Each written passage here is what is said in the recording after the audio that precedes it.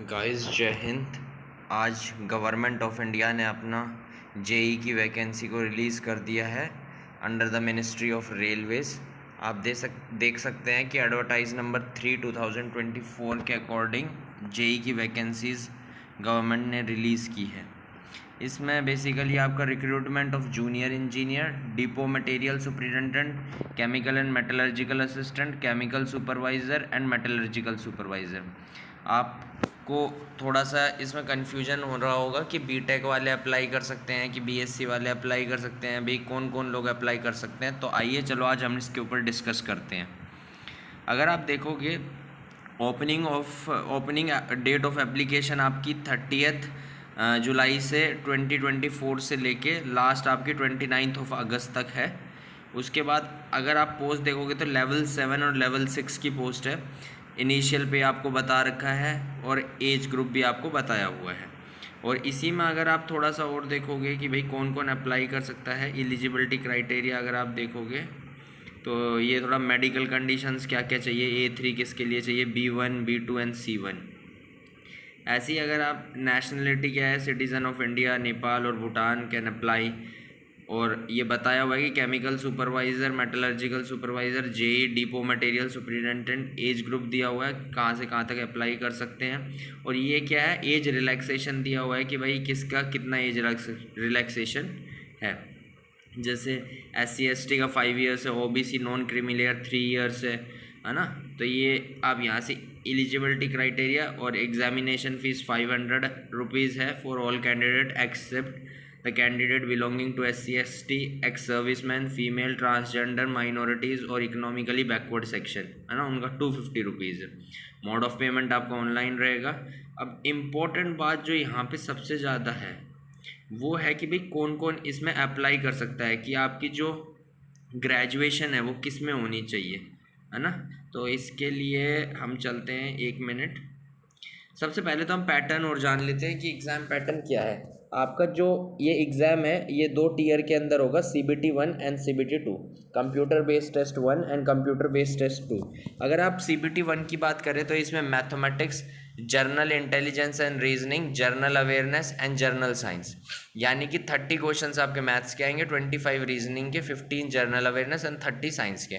तो आपके 100 क्वेश्चंस इस पेपर के अंदर आएंगे।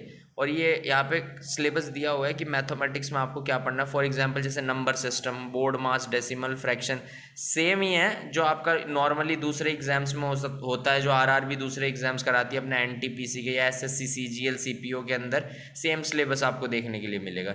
रीजनिंग का भी सिलेबस बिल्कुल सेम है, बल्कि यहाँ पे टॉपिक्स क्या है कुछ कम है।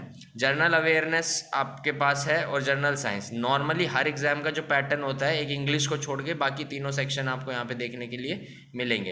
हाँ, जर्नल साइंस में आपको फिजिक्स, केमिस्ट्री एंड बायोलॉजी यानी कि लाइफ साइंस आपको 10th लेवल तक का ही करना है। इसी के साथ सेकंड अगर CBT हम देखें तो ये थोड़ा सा इस बार एग्जाम ऐड किया गया है। जर्नल अवेयरनेस 15 मार्क्स का आएगा, physics and chemistry 15, basics of computer and application 10 marks, basic of environment and pollution control 10 marks, technical abilities. अब ये टेक्निकल एबिलिटीज़ क्या है, अब भाई किसी ने बीटेक सिविल में किया होगा, बीटेक इलेक्ट्रॉनिक्स एंड कम्युनिकेशन किया होगा, किसी ने बीटेक इलेक्ट्रिकल किया होगा, बीटेक मैकेनिकल। ये टेक्निकल एस्पेक्ट्स जो है, टेक्निकल एबिलिटीज़ जो है वो 100 मार्क्स का आएगा और 150 मार्क्स का आपका ये टोटल पेपर होगा। ये यहाँ पे भी सिलेबस ब्रीफली दिया हुआ है। अब इसमें हम देखते हैं। अब बेसिकली दिक्कत ये आ रही है कि बच्चे इंजीनियरिंग की हुई है, डिप्लोमा किया हुआ है। सबसे पहले तो आप इसके अंदर देखिए जो सबसे ऊपर लाइन है, सीरियल नंबर 3 ईयर डिप्लोमा इन इंजीनियरिंग और दिया हुआ है बैचलर डिग्री इन इंजीनियरिंग, यानी कि बीटेक एंड डिप्लोमा दोनों ही अलाउड है। अब मेटलर्जिकल एंड अलाइड इंजीनियरिंग्स के अंदर कौन कौन सी ब्रांच आएगी, इलेक्ट्रिकल एंड अलाइड इंजीनियरिंग्स के अंदर कौन कौन सी है, electronics and allied engineering, civil and allied engineering. अब फॉर एग्जांपल जैसे इलेक्ट्रिकल एंड अलाइड इंजीनियर है तो इलेक्ट्रिकल इंजीनियर या कॉम्बिनेशन होता है, जैसे किसी बच्चे के पास ट्रिपल होता है, इलेक्ट्रिकल इलेक्ट्रॉनिक्स, है ना, किसी के पास इलेक्ट्रिकल एंड टेलीकम्युनिकेशन। तो ये जो जैसे फॉर एग्जांपल जैसे यहाँ पे इलेक्ट्रॉनिकल एंड अलाइड क्या दिया हुआ है, इलेक्ट्रॉनिक इंजीनियर बचता है, instrumentation and control, communication engineer, computer science engineer, computer science या कॉम्बिनेशन जैसे इलेक्ट्रॉनिक्स इंजीनियरिंग की ब्रांच तो कम ही होती है, आपको देखने के लिए मिलेंगे electronics and telecommunication, electronics and communication engineering. तो ये इसका मतलब यही है, कंबाइंड ऑफ सब stream of basic stream or above. खाली इलेक्ट्रॉनिक्स है तब भी चलेगा। ऐसी बीएससी केमिस्ट्री एंड फिजिक्स अगर है तो वो सीएमए का एग्जाम दे सकता है। अभी हम आगे देखते हैं कि इसके अंदर कहाँ पे क्या क्या चीज़ें दी हुई है। अब आप इसके लास्ट में आइए बिल्कुल, जहाँ आपको पूरी डिटेल में इन्होंने बताया हुआ है।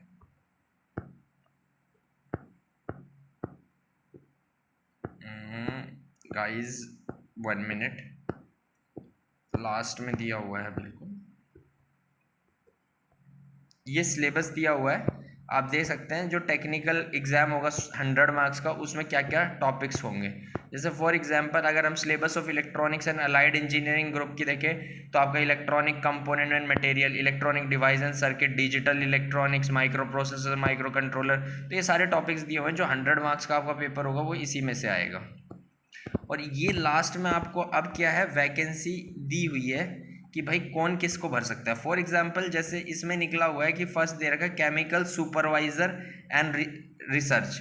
आप मैकेनिकल डिपार्टमेंट में जाओगे, 7 CPC है, सब डिपार्टमेंट आपका R&D रहेगा, रिसर्च एंड डेवलपमेंट, काफ़ी अच्छा डिपार्टमेंट होता है। मेडिकल स्टैंडर्ड B1 चाहिए और degree or its equivalent in chemical technology from recognised institution या university, covering any one or more of the following field, petroleum product, paint of corrosion prevention, polymers. कहने का मतलब ये है कि इन जो 7 CPC के अंदर जॉब्स आ रखी है इसमें डिग्री चाहिए, आपका डिप्लोमा नहीं चलेगा। उसके बाद अगर आप 3 से लेके एंड 8 तक देखोगे, सीरियल नंबर 3 से 8 तक, तो ये इलेक्ट्रिकल की है, junior engineer electrical, general services, EMU and TRS, designs, TRD, workshop, P way and bridge. अगर ये आप देखोगे पीवे एंड ब्रिज तो अलग है, इलेक्ट्रिकल 8 तक है। 3 से 8 तक जो आप देखोगे बेसिकली डिपार्टमेंट बताया हुआ है किस किस में। 3 year diploma in mechanical electrical electronics or a combination of any sub stream of basic stream of mechanical electrical electronic engineer from recognised university or institute. कहने का मतलब या तो 3 ईयर डिप्लोमा हो आपके पास, किसके पास 3 ईयर डिप्लोमा हो, या आपके पास बीटेक की डिग्री हो किसमें, मैकेनिकल इलेक्ट्रिकल और इलेक्ट्रॉनिक्स इंजीनियर।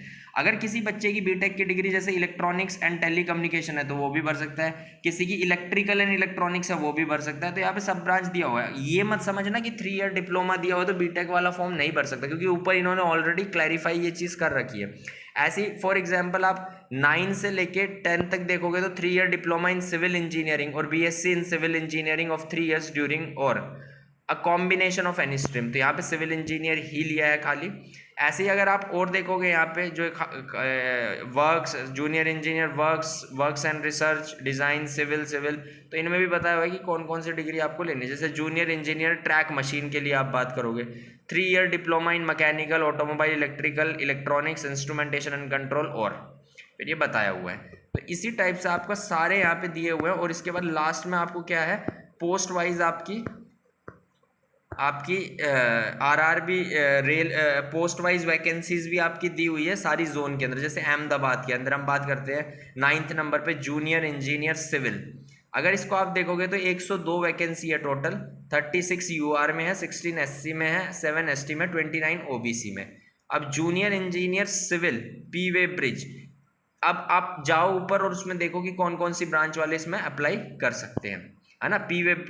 पीवे एंड ब्रिज यानी कि सिविल इंजीनियर या BSc इन सिविल इंजीनियर जो 3 साल की किसी ने की है वो अप्लाई कर सकता है। ऐसे ही अगर आप जाओगे फॉर एग्जांपल 30th देखो, जूनियर इंजीनियर SNT सिग्नल्स, अगर इसमें देखोगे तो इसमें टेलीकम्युनिकेशन जो आपके बीटेक की अदर ब्रांचेज या डिप्लोमा की अदर ब्रांचेज दी है वो सब अप्लाई कर सकते हैं। ऐसे ही एक आपका पूरा दिया हुआ है post wise and RRB zone wise, वो आप अपना किस जोन से भरते हो अपना देखना आपको पड़ेगा ये कि आपको भाई क्या चीज़ आपके घर के पास कौन सी लगती है या आप किस बेसिस पे भरते हो वो आप यहाँ से पूरा चेक कर सकते हो।